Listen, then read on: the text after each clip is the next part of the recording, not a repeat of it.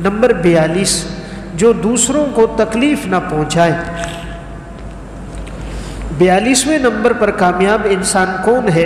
نبی اکرم صلی اللہ علیہ وسلم نے ارشاد فرمایا، افلح من کف یدہ، کامیاب ہے وہ انسان جو اپنے ہاتھ سے کسی کو تکلیف نہ پہنچائے۔ مسند احمد کی روایت ہے، جو کسی کو تکلیف نہ دے وہ انسان کامیاب ہے۔ اس لیے انسان کوشش کرے اپنی زندگی میں اپنے ہاتھ سے، اپنے پاؤں سے، زبان سے کسی کو تکلیف نہ پہنچائے۔ اور مسلمان کی علامت بھی یہ ہے، آپ صلی اللہ علیہ وسلم نے فرمایا، المسلم من سلم المسلمون من لسانہ و یدہ، کامیاب مسلمان انسان وہ ہے جس کی زبان سے اور ہاتھ سے دوسرے لوگ محفوظ ہوں۔ اس لیے انسان کوشش کرے زندگی میں کسی کو تکلیف نہ پہنچائے، ایسی زندگی گزار کے جائے، کل جب اس کا جنازہ ہو تو ہر ایک آدمی اس میں شرکت کے لیے دوڑتا ہوا آئے، وہ دنیا سے چلا جائے تو ہر آنکھ اس کے لیے اشک بار ہو، ہر ہاتھ اس کے لیے دعا کے لیے اٹھے، ہر جھولی اٹھے تو اس کے لیے اٹھے، ہر دامن پھیلے تو اس کے لیے دعا گو رہے کہ ایک نیک آدمی تھا، اچھا تھا، بات کرتا تھا جیسے پھول برساتا تھا، کوئی تکلیف پہنچائے تو معاف کرتا تھا، دوسروں کا سہارا بنتا تھا، اپنے مال میں سے دوسروں کی ضرورتوں کو پورا کرتا تھا، ایسا انسان معاشرے کا کامیاب انسان۔ اور جو خود غرض ہو، صرف اپنے لیے ہی سوچے، دوسروں کو تکلیف پہنچا کر آزمائش میں ڈالے صرف اپنے اور اپنی اولاد کے لیے، ایسا خود غرض آدمی کبھی کامیاب نہیں ہوتا۔ اللہ رب العزت بس اوقات آخرت سے پہلے پہلے ایسے دنیا پرست آدمی کو دنیا میں بھی سزا دے دیتا ہے۔ علامہ تنوخی رحمۃ اللہ علیہ کی ایک کتاب ہے نشوار المحاضرہ و اخبار المذاکرہ، اس میں انہوں نے ایک واقعہ لکھا۔ ایک بغداد کا تاجر تھا، اس کی زندگی تجارت میں گزرتی تھی، کبھی ایک شہر میں جاتا، کبھی دوسرے شہر میں جاتا، تجارت کرتا رہتا، اس کے پاس بڑا سرمایہ تھا۔ تو ایک دفعہ اس کو رات گزارنی تھی، سوچ رہا تھا میں رات کہاں گزاروں۔ اس دور میں ہوٹل نہیں ہوتے تھے کہ جہاں جا کر آدمی رات گزار سکے، بلکہ کسی کے مہمان خانے میں یا گھر میں لوگ رات گزارتے تھے۔ تو یہ شخص بغداد میں آیا اور کوئی جگہ تلاش کر رہا تھا رہنے کے لیے، تو ایک گھر کے پاس آیا تو اس نے دستک دی، تو ایک شخص باہر نکلا، اس سے کہا میں چاہتا ہوں رات تمہارے ہاں گزار دوں۔ اس نے باتوں باتوں میں دیکھا اس کے پاس تو دولت بہت زیادہ ہے، تو یہ جو شخص تھا یہ لالچی تھا، بخیل تھا، خود غرض آدمی تھا۔ اس کو اندازہ ہو گیا، پوچھا بھئی تو کہاں سے آیا؟ کہا فلاں جگہ سے۔ تو کہا بھئی تو کہاں جائے گا؟ کہا فلاں دن میں بغداد جاؤں گا، میرے پاس اتنے دراہم اور دینار ہیں، میرا مقصد ہے رات گزاروں، صبح چلا جاؤں گا۔ اس کو اندازہ ہوا اس شخص کے پاس دولت بہت زیادہ ہے، تو یہ اس کو اپنے گھر کی بیٹھک میں لے آیا اور اس نے دیا جلا دیا۔ اب اس کا ایک بیٹا بھی تھا، تو اب اس نے یہ سوچا کہ اس پیسے پر میں قبضہ کیسے کر دوں، یہ سارا مال میرے ہاتھ میں کیسے آ جائے۔ جیسے ہر آدمی آج کل چاہتا ہے نا، وہ رات سوئے تو صبح سونے کی چڑیا اس کے ہاتھ میں ہو، راتوں رات وہ مالدار اور دولت والا، پیسے والا بن جائے۔ اس کے لیے کوئی رشوت لیتا ہے، کوئی سود کرتا ہے، کوئی جوا کھیلتا ہے، کوئی دوسرے کے مال پہ قابض ہوتا ہے، حلال کا طریقہ کوئی نہیں اپناتا، حرام کے ذریعے کثرت چاہتا ہے۔ تو اس کے دل میں بھی یہی خیال آیا، کیوں نہ میں اس کے پیسوں پہ قبضہ کر دوں۔ اب یہ اس کے لیے منصوبہ اپنے ذہن میں بنانے لگا۔ اس نے اس کمرے کے اندر دیا جلایا ہوا تھا، 2 چارپائیاں تھیں۔ اس مہمان سے کہا کہ تم رات کو اس کمرے میں سو جاؤ، صبح تمہارے لیے ناشتہ بناؤں گا، پھر تم چلے جانا۔ تو اب اس نے اپنے بیٹے کو بھی کہا تم بھی یہیں سو، کہیں رات کو یہ گھبرا نہ جائے، ڈر نہ جائے، تو اپنے بیٹے کو بھی ساتھ سلایا۔ اب بیٹا دائیں چارپائی پہ سو گیا اور یہ مہمان تاجر بائیں چارپائی پہ سو گیا۔ اب اس نے دیکھ لیا کہ میرا بیٹا دائیں چارپائی پر ہے، اب دیا آہستہ آہستہ ہلکا ہلکا جل رہا تھا، یہ چلا آیا۔ اب اس نے یہ انتظار کر رہا تھا کہ آدھی رات کے بعد جب اس کی نیند گہری ہو جائے گی تو میں اس پہ حملہ کر کے اس کا گلا کاٹ دوں گا اور اس کی دولت پہ قابض ہو جاؤں گا۔ اب یہ تو کمرے سے باہر آ گیا، اس کو پتہ نہیں ہے۔ رات کا کچھ وقت گزرا تو یہ مہمان اس شخص کے بیٹے سے کہنے لگا کہ یہاں میرا سانس گھٹ رہا ہے، دم گھٹ رہا ہے، تو میں اس چارپائی پہ سوتا ہوں، یہ کھڑکی کے سامنے ہے، دروازے کے سامنے، یہاں ہوا اچھی لگتی ہے۔ تو اس کے بیٹے نے کہا ٹھیک ہے آپ میری جگہ سو جاؤ، میں آپ کی جگہ سوتا ہوں۔ چنانچہ اب انہوں نے رات کو چارپائی اپنی جگہ تبدیل کر دی۔ اس مہمان نے کہا یہ دیا جل رہا اس کو بجھا دیتے ہیں، روشنی میں صحیح نیند نہیں آتی، ایسا کرو دیا بجھا دو۔ اس نے دیا بجھا دیا۔ اب رات کو ان کی جگہ تبدیل ہو گئی۔ اب جب وہ آدھی رات کے بعد وہ شخص آیا، وہ تو یہ سمجھ رہا تھا کہ بائیں چارپائی پر مہمان ہے، دائیں پر میرا بیٹا ہے، حالانکہ رات کو تو ان کی نشستیں اور جگہ تبدیل ہو گئی تھی۔ اس کے بعد تیز دھار آلہ اور چھرا تھا، وہ لے کر آیا اور مہمان سمجھ کر اس کے گلے پہ اس نے زور سے چلا دی۔ جب زور سے چلایا تو اس نے ایک چیخ ماری، تو اس کی چیخ سے وہ مہمان اٹھ گیا۔ مہمان کی جو آنکھ کھلی تو اس کے پاس دیا تھا، اس نے جلایا تو کیا دیکھا کہ وہی میزبان تھا اور اس نے اپنے ہی بیٹے کے گلے پہ چھرا چلا دیا تھا۔ تو وہ اتنا تیز تھا کہ اس نے اتنا تیزی سے چلایا تھا کہ کہیں یہ مجھ سے بچ نہ جائے، تو آنن فانن وہ گلا کٹ گیا تھا۔ مہمان دوڑتا ہوا باہر نکلا، چیخا چلایا، پورے علاقے میں بات پھیل گئی۔ لوگ صبح آئے اور اس شخص کو پکڑ لیا اور اس کو جیل میں ڈال دیا گیا۔ تو دیکھیں دولت بھی گئی، زندگی بھی گئی، اور اپنے ہی ہاتھوں سے اپنے ہی بیٹے کو اس نے ذبح کر دیا۔ خود غرض آدمی تھا، دولت کا پجاری تھا، دولت کیا ہاتھ لگتی، زندگی بھر کے لیے خود بھی جیل میں چلا گیا، اپنے ہاتھ سے بیٹے کو ذبح کر دیا۔ پھر یہ پاگل ہو گیا تھا کہ میں نے اپنے ساتھ کیا کر دیا، کبھی ایک دیوار سے ٹکراتا، کبھی دوسرے سے ٹکراتا، اسی طرح اس نے پھر باقی زندگی جیل میں گزار دی۔ تو میں ایک بات عرض کر رہا تھا، کامیاب وہ ہے جو دوسروں کو تکلیف نہ پہنچائے، ایسی زندگی گزار کے جائے کہ دوسروں کو اس سے نفع اور راحت ملے۔ نمبر 43، جسے بقدر ضرورت رزق دیا گیا وہ کامیاب ہے۔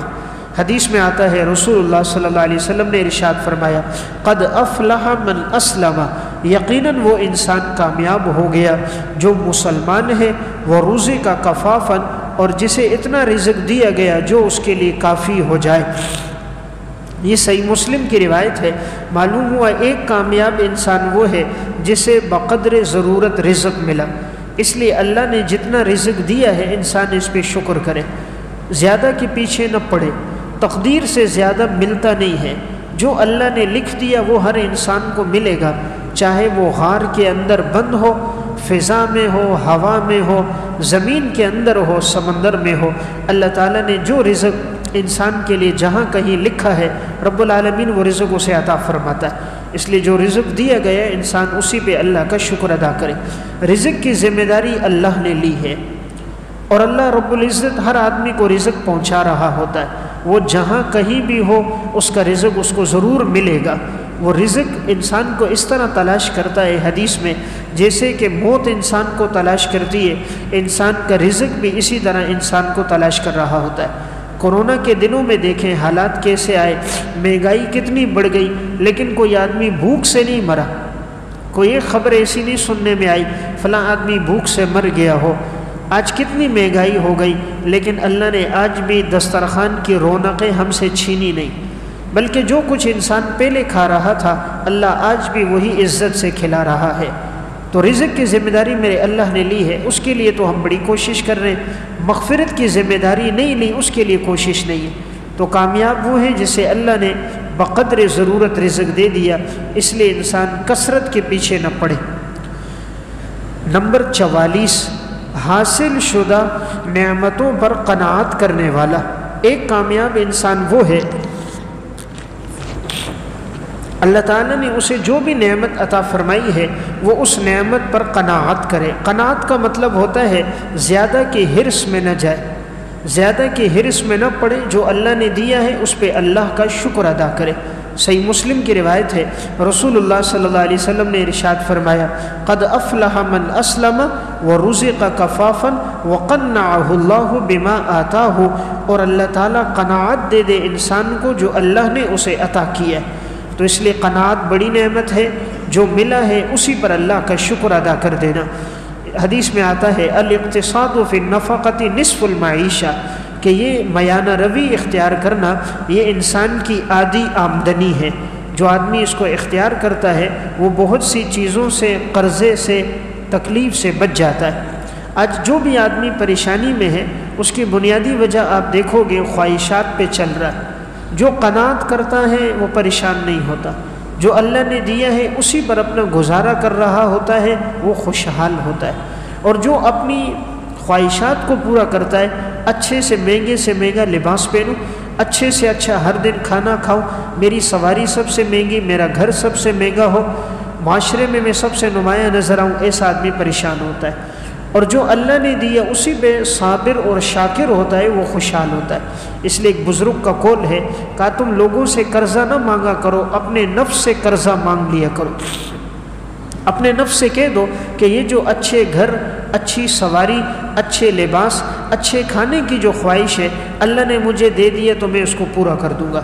کا قرض مانگنے کی عادت نہ بناؤ، اس سے انسان کا دن کا سکون اور رات کی نیند چلی جاتی ہے۔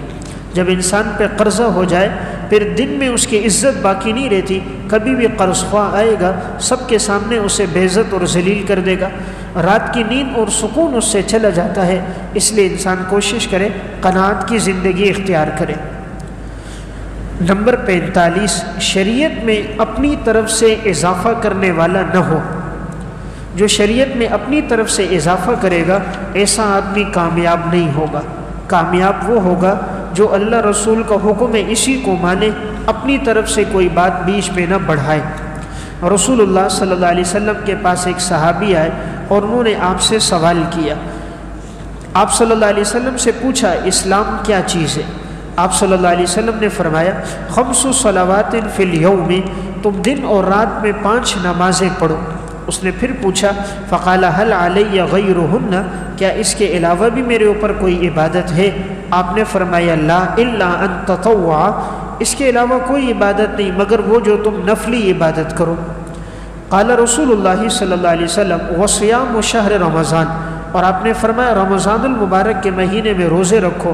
اس نے پھر کہا هل علی غیرہ، کیا اس کے علاوہ بھی کوئی میرے اوپر فرض ہے؟ آپ نے فرمایا لا الا ان تطوع، اس کے علاوہ کوئی نہیں مگر وہ جو تم نفلی روزے رکھو۔ پھر آپ صلی اللہ علیہ وسلم نے زکوٰۃ کا تذکرہ بھی فرمایا۔ اس کے بعد جب وہ شخص جانے لگا تو اس نے ایک جملہ کہا واللہ لا ازید علی ھذا ولا انقص منہ، اللہ کی قسم نہ میں اس میں اضافہ کروں گا نہ میں اس میں کمی کروں گا۔ یعنی آپ نے جن باتوں کا حکم دیا، نماز ہے، روزہ ہے، زکوٰۃ ہے، میں ان کو جا کر لوگوں کو بتاؤں گا، اپنی طرف سے کمی بیشی نہیں کروں گا۔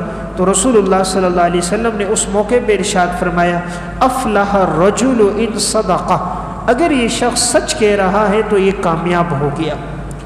افلح الرجل، یہ آدمی کامیاب ہو گیا اگر یہ سچ کہہ رہا ہے۔ اس حدیث سے پتہ چلا کہ دین کی بات کو اسی طرح آگے پہنچانا، جتنی بات ہو اپنی طرف سے اس میں کمی بیشی نہ کرنا، یہ کامیاب انسان کی علامت ہے۔ اس لیے انسان کوشش کرے جو بات بھی اللہ رسول کی اسے معلوم ہو اسے ہو بہو اسی طرح پہنچائے، اپنی طرف سے کوئی حاشیہ لگانا یا اضافہ کرنا اس سے اجتناب کرے۔ نمبر 46، جس سے نماز نہ چھوٹے وہ کامیاب آدمی ہے، اور جس آدمی سے نماز رہ گئی حدیث میں آتا ہے وہ ناکام انسان ہے۔ کامیاب وہ ہوگا جس سے نماز نہیں چھوٹے گی۔ رسول اللہ صلی اللہ علیہ وسلم نے ارشاد فرمایا ان اول ما یحاسب به العبد یوم القیامہ من عملہ صلاتہ، سب سے پہلے انسان سے قیامت کے دن جس چیز کا حساب لیا جائے گا اس کے اعمال میں وہ نماز ہے۔ فَإِن صَلُحَتْ فَقَدْ أَفْلَحَ وَأَنْجَحَ، اگر اس کی نماز درست نکلی تو یہ کامیاب ہو گیا اور یہ شخص بامقصد ہو گیا، اپنی مراد کو اس نے پا لیا۔ اور آپ نے فرمایا وَإِن فَسَدَتْ، اگر اس کی نماز میں کوئی کمی کوتاہی ہوئی فَقَدْ خَابَ وَخَسِرَ، تو یقیناً یہ خسارے میں پڑ گیا اور گھاٹے میں پڑ گیا۔ تو اس حدیث سے پتہ چلا جس انسان کی نماز مکمل ہے وہ کامیاب ہے، اور جس سے نماز رہ گئی اور نماز میں کمی کوتاہی ہو گئی فرمایا یہ شخص گھاٹے میں اور خسارے میں پڑ گیا۔ دیکھیں ہم تو اس کو خسارے میں سمجھتے ہیں جس کا مالی نقصان ہو جائے، کسی کا نقصان ہو گیا 1000 10,000 20,000 کا، ہم کہتے ہیں یہ آدمی گھاٹے میں پڑ گیا۔ اللہ کا رسول فرما رہے وہ گھاٹے میں پڑ گیا جس کی نماز چھوٹ گئی۔ تو معلوم ہوا اصل نقصان دین کا نقصان ہے۔ اس لیے انسان فرض کے ساتھ نفل عبادات بھی کرے۔ حدیث میں آتا ہے رسول اللہ صلی اللہ علیہ وسلم نے فرمایا اگر کسی کے فرض عبادت میں کمی ہوگی اللہ رب العزت فرمائیں گے انظروا هل لعبدی من تطوع، دیکھو میرے اس بندے کی کوئی نفلی عبادت ہے، فَيُقَمَّلُ بِهَا مَنْ تَقَصَ مِنَ الْفَرِيضَةِ، تو اس کے فرض عبادت کو نفل کے ذریعے مکمل کیا جائے گا۔ اس لیے انسان فرائض کے ساتھ ساتھ نوافل کا بھی اہتمام کرے تاکہ اگر فرض میں کوئی کمی ہوگی نفل کے ذریعے سے اس کو پورا کر دیا جائے گا۔ لیکن آج بڑی سستی ہوتی ہے، ہم تو فرض نماز میں بھی سستی کرتے ہیں، اچھی جائے کہ نوافل پڑھتے ہوں۔ حضرات سلف میں اہتمام تھا، وہ فرض کے ساتھ ساتھ نوافل کا بھی اہتمام کرتے تھے۔ حضرت امام ابو یوسف رحمۃ اللہ علیہ کے بارے میں تذکرۃ الحفاظ میں 200 رکعت یومیہ پڑھتے تھے۔ حیات الحیوان میں امام ابو قلابہ رحمۃ اللہ علیہ کے بارے میں 400 رکعت یومیہ امام ابو قلابہ پڑھتے تھے۔ حضرت شعبانہ رحمہ اللہ یومیہ 600 رکعت نوافل پڑھتی تھی۔ تو حضرات سلف میں بڑا اہتمام تھا، اس لیے انسان کوشش کرے فرائض کے ساتھ ساتھ نفل کا بھی اہتمام۔ نمبر 46، جسم کو داغنے والا انسان کامیاب نہیں ہوتا۔ جو انسان اپنے جسم کو داغے، آگ کے ساتھ لوہے کو گرم کر کے اپنے جسم کو داغے گا، فرمایا وہ آدمی کامیاب نہیں ہوگا۔ حضرت عمران بن حسین رضی اللہ تعالیٰ عنہ سے روایت ہے نہا رسول اللہ صلی اللہ علیہ وسلم عن القیہ، آپ صلی اللہ علیہ وسلم نے جسم کو داغنے سے منع فرمایا۔ فاقتویت، میں نے اپنے جسم کو داغ لیا، فما افلحت، پس میں کامیاب نہیں ہوا، ولا انجحت، اور میں نے اپنی مراد کو اور مقصد کو نہیں پایا۔ سنن ابن ماجہ کی روایت ہے رسول اللہ صلی اللہ علیہ وسلم نے اس سے منع کیا ہے کہ کوئی انسان اپنے جسم کو آگ کے ذریعے سے داغے نہیں۔ یہ اس لیے منع ہے، عرب میں یہ ایک علاج تھا، وہ لوہے کو گرم کرتے تھے اور خوب گرم کرنے کے بعد جسم پہ رکھ کے داغتے تھے۔ کسی کا خون نہیں بند ہو رہا تو داغتے خون بند ہو جاتا، کسی کے جسم پہ فالج کا حملہ ہوتا تو اس کو رکھ دیتے تاکہ خون کی روانی ہو۔ تو یہ عرب کے ہاں ایک علاج تھا، اس سے آپ صلی اللہ علیہ وسلم نے منع فرمایا۔ منع فرمانے کی وجہ کیا ہے؟ علامہ سندھی رحمۃ اللہ علیہ نے سنن ابن ماجہ پر ایک حاشیہ لکھا ہے، اس میں انہوں نے اس کی 2 وجوہات لکھی۔ پہلی وجہ یہ لکھی ہے کہ چونکہ جاہلیت کے اندر اسی کو مؤثر سمجھا جاتا تھا، وہ لوگ یہ سمجھتے تھے کہ جس کے جسم کو داغا جائے گا وہ ٹھیک ہو جائے گا، اور جس کے جسم کو داغا نہ جائے وہ ٹھیک نہیں ہوتا۔ وہ اسی کو مؤثر بذات سمجھتے اور داغنے کو شفا سمجھتے تھے، حالانکہ شفا اللہ کے حکم سے ہے، یہ ایک ذریعہ ہے۔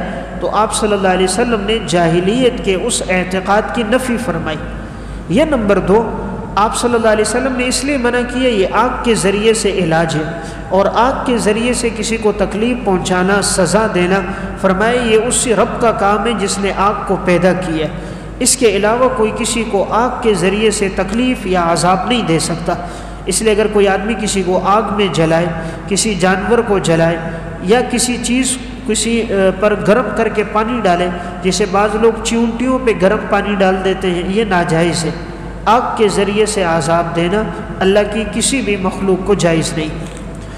تیسری وجہ اس کی یہ ہے کہ اس کے ذریعے سے جو داغا جاتا ہے جسم کو، تو انسان یہ سمجھ رہا ہوتا ہے مجھے اس وقت فوراً شفا ملے گی، تو وہ بیماری پر جو اللہ نے اجر و ثواب اور فضیلت رکھی ہے گویا وہ اس کا انکار کر رہا ہوتا ہے، اور وہ اس کو ذریعہ سمجھ کے اللہ پر توکل اور بھروسے میں اس کی کمی آ جاتی ہے۔ حضرت عمران بن حسین وہ صحابی تھے کہ ان کو فرشتوں کا سلام ہوتا تھا، خواب میں ان کو زیارت ہوتی تھی۔ فرمایا جب میں نے اپنے جسم کو داغ لیا تو وہ سب ختم ہو گیا، فرشتوں کا سلام ہونا اور خواب میں مجھے زیارت کا ہونا، یہ سب چیزیں ختم ہو گئیں، اور جب اس کے اثرات ختم ہوئے پھر واپس لوٹ کر آئے۔ اسی لیے عمران بن حسین ایک جملہ کہہ رہے فما افلحت، میں نے اپنے جسم کو داغا، میں کامیاب نہیں ہوا۔ اس لیے انسان اس علاج سے اپنے آپ کو بچائے، دیگر جو جائز علاج ہیں اسے اختیار کرے۔ آگ کے ذریعے سے کوئی علاج کرنا یا بیماری کو دور کرنے کے لیے اس کا سہارا لینا، اس سے شریعت نے منع فرمائے۔ نمبر 48، جس شخص کا دل سلیم ہو، زبان صادق ہو اور نفس مطمئنہ ہو، آپ صلی اللہ علیہ وسلم نے 3 باتیں ارشاد فرمائی. فرمایا کامیاب وہ ہوگا جس کا دل سلیم ہوگا اور جس کی زبان سچی ہوگی اور جس کا نفس مطمئنہ ہوگا. مسند احمد کی روایت ہے، آپ نے فرمایا قد افلح من اخلص قلبہ للایمان، یقیناً وہ کامیاب ہو گیا جس نے اپنے دل کو خالص کر دیا ایمان کے لیے. وجعل قلبہ سلیما، اور اس کا دل بالکل سلامتی والا ہو، شرک اور بدعات سے، غیر اللہ سے اجتناب کرنے والا ہو. ولسانہ صادقا، اس کی زبان سچی ہو. ونفسہ مطمئنۃ، اور اس کا نفس اطمینان والا ہو. علامہ حیثمی رحمۃ اللہ علیہ بھی اس روایت کے بارے میں فرماتے ہیں اسنادہ حسن، اس روایت کی سند حسن ہے. اس حدیث میں آپ نے کامیاب آدمی کی 3 نشانیاں بتائیں.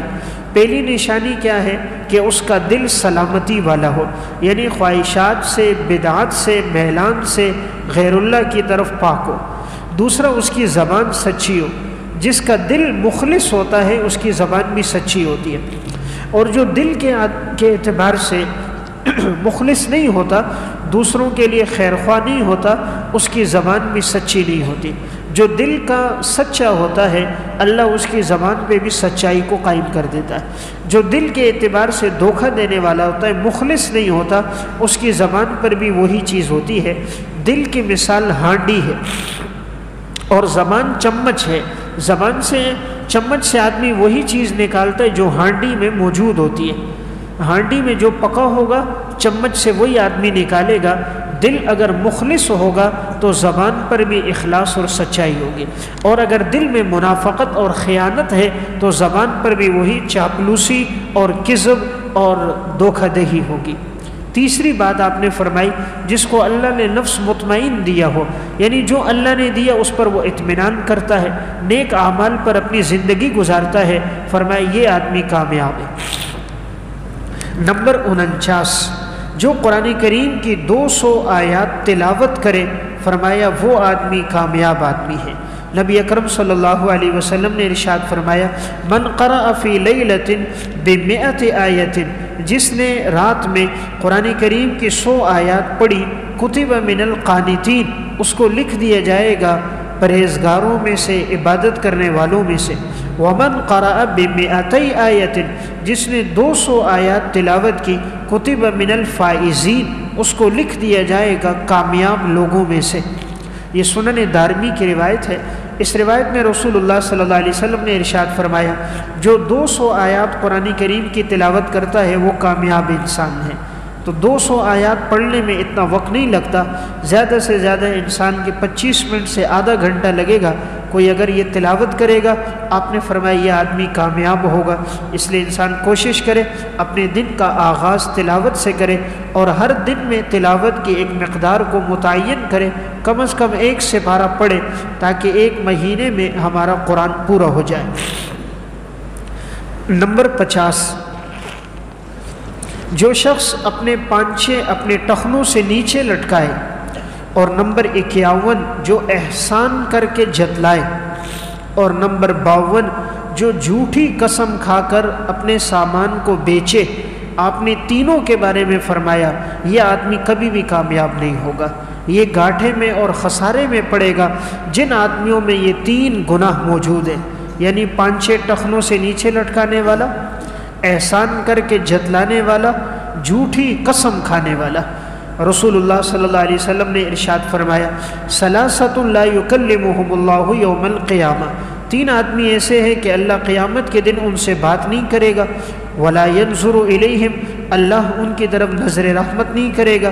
ولا یزکیہم، اللہ انہیں گناہوں سے پاک نہیں کرے گا. ولہم عذاب علیم، اور ان کے لیے دردناک عذاب ہوگا. قال ابو ذر، صحابی رسول ابو ذر رضی اللہ تعالیٰ عنہ نے فرمایا خوابوا و خسروا من ہم یا رسول اللہ، گھاٹے میں پڑ جائیں، خسارے میں پڑ جائیں، اے اللہ کے رسول یہ کون ہوں گے؟ آپ صلی اللہ علیہ وسلم نے فرمایا المسبل، نمبر 1 اپنے پانچوں کو ٹخنوں سے نیچے لٹکانے والا. نمبر 2 المنان، احسان کر کے جتلانے والا. نمبر 3 المنفق سلعتہ بالحلف الکاذب، اپنے سامان کو اور اپنے کاروبار کو رواج دینے کے لیے جھوٹی قسم کھانے والا۔ تو یہ تین آدمی وہ ہیں کہ حضرت ابو ذر غفاری فرمانے لگے کہ یہ تینوں آدمی خوابوا و خسروا، گھاٹے میں پڑ گئے، ناکام ہو گئے، نامراد ہو گئے۔ اس لیے انسان کوشش کرے ان تین گناہوں سے اپنے آپ کو بچائے۔ آج معاشرے میں یہ تینوں گناہ پھیل چکے، اکثر لوگوں کے پانچے بھی ٹخنوں سے نیچے ہیں۔ بعض لوگ اس کو صرف نماز میں اوپر کرتے ہیں، باقی اوقات میں نہیں کرتے، حالانکہ یہ حکم جیسے نماز میں ہے نماز سے باہر بھی ہے۔ آپ صلی اللہ علیہ وسلم نے ارشاد فرمایا ما اسفل من الکعبین ففی النار، کہ جس آدمی کے ازار اس کے ٹخنوں سے نیچے ہے یہ گناہ اس کو جہنم میں لے جانے والا ہے۔ اس لیے انسان اس گناہ سے بچے۔ اسی طرح احسان کر کے جتلانا، اس سے بھی بچے۔ جھوٹی قسم کھا کر اپنے سامان کو بیچنا، آپ نے فرمایا جو ایسا کرے گا اس کے لیے اللہ رب العزت نے تین بڑے سخت عذاب رکھے۔ نمبر 1، اللہ تعالیٰ اس کی طرف نظر رحمت نہیں کرے گا۔ نمبر 2، اللہ گناہوں سے پاک نہیں کرے گا۔ اور نمبر 3، اس کے لیے بڑا دردناک عذاب ہوگا۔ تو بسا اوقات اللہ تعالیٰ جھوٹی قسم کھانے والے کو دنیا میں بھی سزا دیتا، آخرت کی تو سزا ہے ہی۔ جو لوگ اپنے کاروبار میں اللہ کی قرآن کی جھوٹی قسمیں کھا رہے ہوتے ہیں، اللہ تعالیٰ بسا اوقات دنیا میں سزا دیتا ہے۔ جنگ اخبار کا ایک میگزین چھپتا ہے، سنڈے میگزین، تو جولائی کا مہینہ سن 2000 عیسوی میں جو چھپا تھا، اس میں ایک واقعہ لکھا ہوا تھا جو ہمارے ہی علاقے میں یعنی پیش آیا۔ کراچی ہی کا انہوں نے ایک واقعہ لکھا، اور یہ واقعہ پھر مکافات عمل میں ڈاکٹر عبدالغنی فاروق نے بھی اس واقعے کو لکھا۔ واقعہ یہ تھا کہ ایک شخص کی 2 بیٹیاں اور 2 بیٹے تھے، تو اسے اپنی بچی کی شادی کرانی تھی، اس کو قرضے کی ضرورت تھی۔ تو اس نے اپنے دوست سے کہا کہ مجھے قرضہ چاہیے، اس کے پاس پیسے نہیں تھے۔ اس نے کہا میرا ایک اور دوست ہے، اس کا نام سعد ہے، اس کے پاس رقم ہے۔ اس نے کہا تم اس سے مجھے لے کر دے دو اور میں انشاءاللہ اس کو مہینے کے بعد واپس کر دوں گا۔ اس اپنے دوست کے پاس گیا، اس سے کہا اس کی بیٹی کی شادی ہے، 50,000 روپے اس کو قرضہ چاہیے، تم اس کو دے دو، میں اس کی ذمہ داری لیتا ہوں، یہ انشاءاللہ آپ کو پیسہ 1 مہینے کے بعد لوٹا دے گا۔ اس شخص نے اپنے دوست پر اعتماد کر کے 50,000 کی رقم اس کو دے دی، اور آج سے تقریباً 23 سال پہلے 50,000 کی بڑی حیثیت بھی تھی۔ تو جب یہ رقم اس کو دی تو اس شخص نے اپنی بیٹی کی شادی کرا دی۔ جب مہینہ پورا ہو گیا تو جو شخص درمیان میں ان کے لیے ضامن بنا تھا، تو جس نے پیسے دیے تھے وہ ضامن کے پاس آیا کہ آپ جا کر اس سے کہو کہ وہ پیسے واپس کر دے۔ وہ اس کے پاس گیا کہ بھئی وہ آپ نے مہینے کا ٹائم لیا تھا، پورا ہو گیا، پیسے دے دو۔ پہلے تو وہ یہ کہتا رہا کل دوں گا، پرسوں دوں گا، ہفتے بعد، مہینے بعد، 6-7 مہینے گزر گئے۔ پھر اس کے بعد اس نے بالکل انکار کر دیا، میں نے تو کوئی پیسے ہی نہیں لیے۔ اس شخص نے کہا میں نے خود آپ کو اس سے پیسے لے کر دیے تھے۔ اس نے انکار کر دیا، کہا میں نے تو کوئی پیسے نہیں لیے۔ اب انہوں نے دیکھا کہ ان کے پاس گواہ تو نہیں تھے، وہی آدمی گواہ تھا جو درمیان میں ضامن تھا۔ جب اس نے انکار کیا تو اب اس کو عدالت میں جانا تھا، تو وہاں جا کر انہوں نے مقدمہ کیا کہ ہم نے اس کو 50,000 روپے دیے ہیں اور یہ ہمارے پیسے ہمیں واپس نہیں کر رہا۔ عدالت کے اندر مقدمہ چلا، دونوں کو بلایا گیا۔ جس شخص کے پیسے تھے اس سے پوچھا گیا بھئی آپ نے پیسے دیے؟ اس نے کہا میں نے اس شخص کے واسطے سے اس کو دیے، اور وہ ایک گواہ بھی تھا، وہ بھی بتا رہا تھا بالکل اس نے پیسے دیے ہیں 50,000 روپے۔ اب جج نے کہا بھئی 2 گواہ ہونے چاہیے، دوسرا گواہ کون ہے؟ تو دوسرا گواہ تو معاملے میں نہیں تھا، وہ ایک ہی گواہ تھا جو ضامن تھا۔ اس سے پوچھا بھئی تو نے پیسے لیے؟ اس نے اللہ کی قسم کھا کر کہا میں نے پیسے نہیں لیے۔ جج نے اس سے کہا تو قرآن کریم پہ ہاتھ رکھے گا اور قسم کھائے گا کہ تو نے پیسے نہیں لیے؟ اس نے کہا ہاں میں قسم کھاؤں گا، میں نے کوئی پیسے نہیں لیے۔ تو اس نے کمرے عدالت میں قرآن کریم اپنے ہاتھ میں لیا اور اس نے یہ جھوٹی قسم کھائی، سر پہ قرآن رکھ کر کہا میں نے تو اس سے کوئی 50,000 روپے نہیں لیے اور میرے پاس اس کا کوئی پیسہ نہیں ہے۔ جس شخص کے پیسے تھے اس نے جج سے کہا ٹھیک ہے اب میرا اور اس کا فیصلہ اللہ کرے گا، جج صاحب آپ نہیں کرو، اب میں نے معاملہ اللہ پہ چھوڑ دیا۔ وہ وہیں سے باہر آ گیا۔ اب یہ جس نے 50,000 لیے تھے اور جھوٹی قسم کھائی اور پیسے واپس نہیں کیے، چند مہینے ہی گزرے تھے، جس بیٹی کے لیے اس نے پیسے لے کر رشتہ کروایا تھا اسی بیٹی کو 3 طلاق ہو گئی۔ وہی بیٹی گھر آ گئی۔ اس کا بڑا بیٹا تھا فوج کے اندر اور اس کی سرکاری نوکری اور بڑی تنخواہیں تھیں۔ اچانک جب اس کے ٹیسٹ کروائے گئے تو ٹیسٹوں میں ایڈز کی بیماری آ گئی۔ اب ایڈز تو بڑی خطرناک بیماری ہے اور ایسے مریض کو کبھی بھی نہیں چھوڑا جاتا، تو فوراً اس کو فوج سے نکال دیا گیا۔ بڑی بیٹی کو طلاق ہو گئی اور بڑا جو ایک بیٹا تھا وہ فوج سے اب گھر آ گیا اور ایسا بیمار ہو گیا کہ بالکل معذور ہو گیا، چلنے پھرنے سے رہ گیا۔ اب اس کا ایک دوسرا بیٹا تھا جو کالج میں پڑھتا تھا۔ چند ہی ماہ گزرے تھے کہ کالج میں کئی دو تنظیموں کی آپس میں لڑائی ہو گئی، اور جب وہ لڑائی بڑی ایک دوسرے پر فائرنگ شروع ہو گئی اور اس کا بیٹا اسی فائرنگ میں مر گیا۔ جب اس بچے کی لاش گھر آئی تو اب یہ گویا پاگل ہو گیا، کبھی سر ایک دیوار سے مارتا، کبھی دوسرے سے مارتا، اور کہتا تھا میں نے اللہ کے نام کی جھوٹی قسم کھائی تھی، قرآن کی جھوٹی قسم کھائی، اللہ نے مجھے سزا دے دی۔ بیٹی تھی اس کو بھی طلاق ہو کے گھر آ گئی، بڑا بیٹا تھا اس میں ایڈز کی بیماری ہوئی، وہ بھی بیمار ہو کر بستر پہ پڑ گیا، دوسرا بیٹا جو پڑھ رہا تھا وہ بھی گولیوں کا نشانہ بن کے چلا گیا، تو اس آدمی کی زندگی تاریک ہو گئی۔ پھر وہ ہر ایک کو کہتا تھا جھوٹی قسم نہ کھاؤ ورنہ آخرت سے پہلے اللہ دنیا میں بھی سزا دیتا ہے۔ اس لیے یہ بڑا گناہ ہے کہ جو آدمی جھوٹی قسم کھا دے گا اللہ تعالیٰ ایسے شخص کو بھی بڑی دردناک سزا دیتا ہے۔ نمبر 53 آج کے درس کا آخری جو گناہ ہے کہ جس کے بارے میں فرمایا وہ کبھی کامیاب نہیں ہوگا، وہ ہے سود کھانے والا۔ قرآن کریم سورہ آل عمران میں اللہ رب العزت نے ارشاد فرمایا جو آدمی سود پہ مال لینے والا ہے، کہا جو سود پہ پیسہ لے گا وہ ایسا آدمی کبھی بھی کامیاب نہیں ہوگا۔ یا ایھا الذین آمنوا لا تأکلوا الربا اضعافا مضاعفہ، اے ایمان والو تم سود مت کھاؤ اپنے پیسوں کو دگنا اور ڈبل کرنے کے لیے، واتقوا اللہ لعلکم تفلحون، اللہ سے ڈرو تاکہ تم لوگ کامیاب ہو جاؤ۔ تو گویا اللہ کے ہاں وہ انسان کامیاب ہے 53 نمبر پر جو سود سے بچتا ہو، اور جو آدمی سود کھانے والا ہے اللہ رب العزت نے فرمایا یہ انسان ناکام اور نامراد ہے۔ قرآن کریم شروع سے لے کر آخر تک آپ پڑھ لیں، پورے قرآن میں ایک گناہ ایسا ہے، صرف ایک گناہ جس کے بارے میں اللہ تعالیٰ نے فرمایا کہ جو آدمی اس گناہ میں مبتلا ہے اللہ اور اللہ کے رسول کا اس کے ساتھ اعلان جنگ ہے، اور وہ گناہ ہے سود کھانا۔ قرآن میں اس کے علاوہ کوئی گناہ نہیں ہے۔ کوئی نماز نہیں پڑھتا، اللہ نے یہ نہیں فرمایا کہ میں اور میرا پیغمبر اس سے جنگ کریں گے۔ کوئی زکوٰۃ نہیں دیتا، حج نہیں کرتا، خیانت کرتا ہے، اور بھی کسی بھی گناہ میں وہ مبتلا ہے، اس کے لیے یہ وعید نہیں آئی۔ لیکن سود کھانے والے کے لیے اللہ رب العزت قرآن کریم سورہ بقرہ آیت نمبر 279 میں فرماتے ہیں فَإِن لَّمْ تَفْعَلُوا فَأْذَنُوا بِحَرْبٍ مِّنَ اللَّهِ وَرَسُولِهِ، اگر تم لوگ سود کھانے سے نہ بچے تو تمہارے لیے جنگ کا اعلان ہے اللہ کی طرف سے اور اللہ کے رسول کی طرف سے۔ جب انسان کسی سے جنگ کرتا ہے تو اس کی سب سے قیمتی چیز لیتا ہے، اور انسان کے پاس سب سے قیمتی چیز ہے ایمان، اور جب اللہ کسی سے جنگ کرتا ہے اللہ پھر اس آدمی سے ایمان کو چھین لیتا ہے۔ اس لیے جو سود پہ زندگی گزارتا ہے آخر میں دیکھو اس کا خاتمہ اچھا نہیں ہوتا، اس کا خاتمہ اچھا نہیں ہوتا، زندگی اس کی بڑی پریشانی میں ہوتی ہے، لا علاج بیماریوں میں مبتلا ہو جاتا ہے، اولاد نافرمان ہو جاتی ہے، بیوی بد اخلاق ہو جاتی ہے، بات کرتا ہے لوگ سمجھ نہیں پاتے، آخری وقت میں فقر و فاقے میں مبتلا ہو جاتا ہے، قرضوں کے نیچے دب جاتا ہے، کینسر جیسی موذی مرض میں مبتلا ہو جاتا ہے، اولادیں ساتھ چھوڑ دیتی ہیں، رات کی نیند اور سکون ختم ہو جاتا ہے، بیوی بھی سہارا جو بننا تھی وہ بھی ساتھ چھوڑ دیتی ہے، آئے دن انسان مصائب اور پریشانیوں میں پڑتا ہے۔ اس لیے بعض لوگ اس گناہ میں پڑ جاتے ہیں کہ سود سے مال ڈبل ہو رہا ہے، یہ مال ڈبل نہیں ہو رہا، حقیقت میں گھٹ رہا ہے۔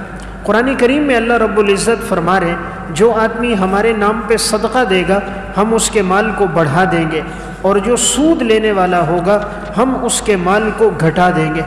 اللہ رب العزت فرما رہے ہیں یمحق اللہ الربا ویربی الصدقات، اللہ سود کو مٹاتا ہے صدقات کو بڑھاتا ہے۔ دیکھیں عقل یہ کہتی ہے کہ کوئی 10 لاکھ روپے کسی کو سود پہ دے دے، لاکھ روپے نفع آئے گا 11 لاکھ ہو جائیں گے۔ عقل کہتی ہے سود سے پیسہ بڑھتا ہے، اللہ کہتا ہے نہیں بڑھتا۔ عقل کہہ رہی ہے 10 لاکھ کی جگہ 11 لاکھ ملیں گے، پیسہ تو بڑھ گیا، صدقہ تم 10 لاکھ روپے میں سے 50,000 دو گے، 9.5 لاکھ روپے رہ گئے، کم ہو گیا۔ اللہ کہتے ہیں نہیں، وَيُرْبِ الصَّدَقَاتِ، جس رب نے تجھے مال دیا ہے وہ صدقے سے تیرا مال بڑھائے گا اور سود سے تیرے مال کو گھٹا دے گا۔ اس لیے بظاہر وہ نظر آتا ہے 11 ہو گیا، لیکن اس کے ساتھ بیماریاں، مصیبتیں، تکلیفیں، آزمائشیں ایسی آتی ہیں، وہ جو لاکھ آتا ہے وہ 10 کو بھی ساتھ لے کے جاتا ہے۔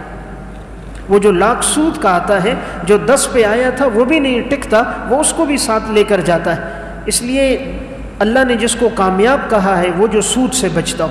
اس لیے انسان پر جیسے بھی حالات آئیں، مصائب آئیں، پریشانیاں آئیں، وہ سوکھی روٹی کھائے اور پیاز کے ساتھ، چٹنی کے ساتھ گزارا کر دے، سود کے گناہ سے اپنے آپ کو اور اپنی اولاد کو ضرور محفوظ رکھے، ورنہ اس کا عذاب بڑا سخت ہوتا ہے۔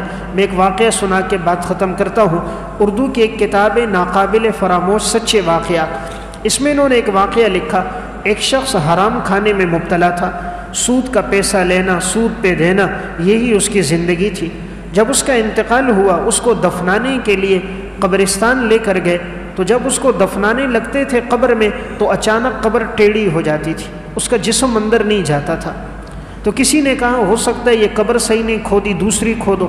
دوسری جگہ کھودی گئی، جب جسم اندر ڈالتے تو قبر یوں ٹیڑھی ہو جاتی، جسم اندر نہ جاتا، گویا قبر اس کو قبول نہیں کر رہی تھی۔ تیسری، چوتھی جگہ، آخر جب دیکھا 5ویں جگہ زبردستی اندر ڈال دیا گیا۔ مسجد کے امام سے پوچھا، انہوں نے کہا یہ اس کا کوئی گناہ ہوگا جس کی سزا اللہ اس کو دے رہا ہوگا۔ جب اس قبر میں اس کو ڈال دیا گیا، تھوڑی دیر گزری تھی کہ زلزلہ ہوا، قبر زمین کے اندر دھس گئی۔ تو سود خور کو اللہ تعالیٰ بس اوقات آخرت سے پہلے دنیا میں بھی سزا دیتا ہے۔ یہ اتنا بڑا گناہ ہے کہ رسول اللہ صلی اللہ علیہ وسلم نے فرمایا، سنن ابن ماجہ کی روایت ہے، آپ نے فرمایا الربا 70 ہوبا، سود کے 70 درجے ہیں گناہ کے اعتبار سے۔ ایسرھا ان ينکح الرجل امہ، سب سے چھوٹا درجہ ہے جیسے کوئی اپنی ماں کے ساتھ زنا کرے۔ سود کا 1 درہم ایسا ہے جیسے کوئی 33 مرتبہ اپنی ماں کے ساتھ زنا کرے۔ مسند احمد کی روایت ہے، حضرت کعب احبار فرماتے ہیں سود کا 1 درہم 33 مرتبہ زنا سے بڑا گناہ ہے۔ تو اس سے اندازہ کیا جا سکتا ہے اس کی ہولناکی کتنی سخت ہے۔ کوئی مسلمان یہ گوارا نہیں کرے گا وہ اپنی ماں کے ساتھ زنا کرے، لیکن سود کا 1 درہم ماں کے ساتھ زنا سے بڑا گناہ ہے۔ تو بہرحال 53 نمبر پر کامیاب انسان وہ ہے جو سود سے اپنے آپ کو بچائے۔ یہ میں نے 53 وہ اعمال اوصاف ذکر فرمائے جس کو اللہ اور اس کے رسول نے کامیاب فرمایا۔ تو ہم میں سے ہر آدمی کوشش کرے یہ اعمال ہم اپنی زندگی میں لے کر آئیں۔ اللہ ہم سب کو عمل کی توفیق دے۔